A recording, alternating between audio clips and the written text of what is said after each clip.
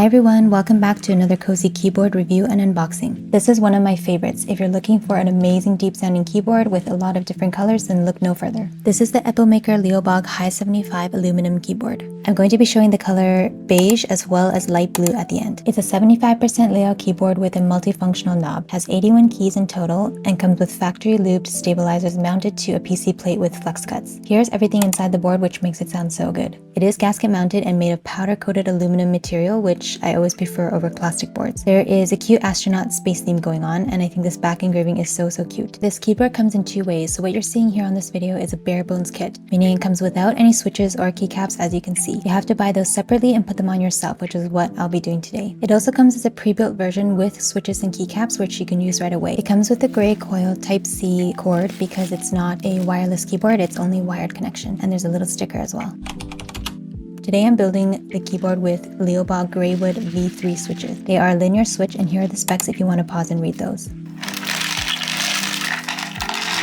I'll be doing the sound test of the switches at the end. And once all the switches are on, it should look like this. If you like neutral colors like me, you're probably not a huge fan of the red, so you can buy replacement knobs on AliExpress. It is pretty hard to remove, and there's actually a video that I'll try to link below that show the best way to do it. You kind of pry it in a diagonal motion. This one was a bit easier, but the blue keyboard I had was impossible to get out, and I spent I don't know how long, but I was sweating by the end of it. Once you do get it out, you can just replace the middle, and I'm choosing a nice white color today.